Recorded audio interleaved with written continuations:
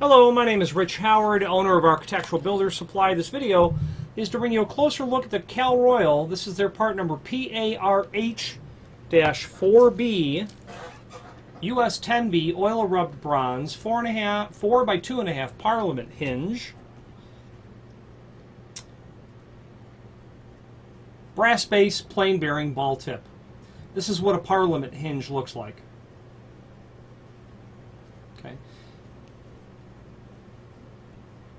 An inherently wide throw hinge, meaning that the width of the hinge is greater than the height, which allows clearance around wall features generally, or maybe the feature of a door, or in many instances a window being inset deeper into the frame.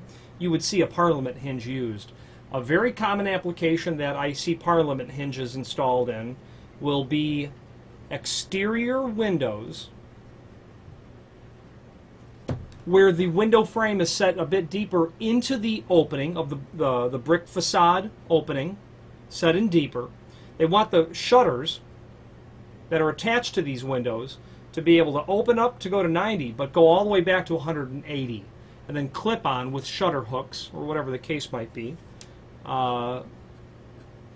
is where you're going to see a Parliament hinge, very commonly.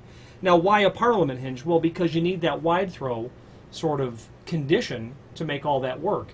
So that because of the hinge type, where it's very narrow here, you can install it onto something thin, like 3/4 inch.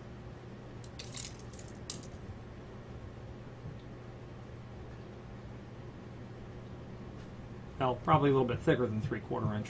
But the point is, when you've got a 4-inch width, you're going to have the ability to kick out that vertical axis of pivoting, you know, basically 1.25 inches from here to the center line. But now keep in mind, you're going to bring that door or shutter or window out and then be able to really get up and around a large dimension. So just putting the tape measure there, you know, when you've got that 4-inch width, you're going to be able to really push that unit out, you know, a healthy 2-inch. So that if you've got a 2-inch clearance requirement, you know, a Parliament hinge may work for you very well. Okay, Parliament hinges generally have ball tips. The Cal Royal versions do. This is made of solid brass, and it has it has an oil rubbed bronze finish on it. And this is what oil rubbed bronze looks like. It's a bit streaky. It is certainly oily, and will fatigue and change with time. Oil rubbed is an unstable finish. People want oil rubbed when they're specifically requesting oil rubbed because they understand and desire the finish to evolve with time. It will become a bit lighter in certain areas if there's any contact with the hardware, not that there would be with a hinge, but imagine a pull plate. You will notice, if you go into a restaurant that has oil rubbed bronze finish, over time the D-shaped handle on the restroom, well, the center of it turns a nice, much lighter bronze color, but still has a very strong presence of it having been originally oil rubbed.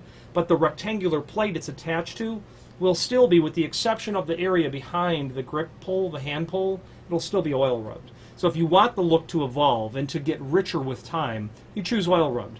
If you want something that's going to be stable and never change, it's certainly not oil rubbed finish. There are finishes that will give you an oil rubbed look with the stability of a powder coated type finish. You may not be able to get a Parliament hinge in that finish.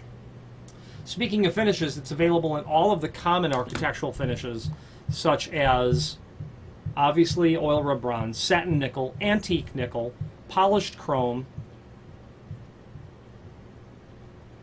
polished brass, and antique brass. Interestingly enough, if you're looking for a chrome finish, just go right to the satin nickel. That would be the finish you would want to choose for that. Okay. Now, the thickness of the leaf is, they give it at 93 thousandths, and the caliper says it's 0.098, so 0.098 thick on that hinge. And I've also seen Parliament hinges installed on cabinet doors as well. Someone might do that just for the look of the ball tip and the hinge itself. When it comes to a Parliament hinge, given the fact that It is an incredibly old style of hinge in the sense that they've been around for maybe a few hundred years. I've personally seen them installed in, of all places, a lighthouse building that is at least 100 years old in Florida on those shutter applications. And when you search for Parliament Hinge, you will indeed see them installed on exterior doors that need to get around that brick facade. You will, again, occasionally see them installed for the look of the hinge, which is nice, but I really think that you're going to be considering a Parliament Hinge for the wide throw function of what the Parliament Hinge is. Another interesting application that I've seen these hinges installed in is where you have a Beverly, Illinois. It's a south side suburb of Chicago known to have, quite frankly, mansions that are decades and decades old.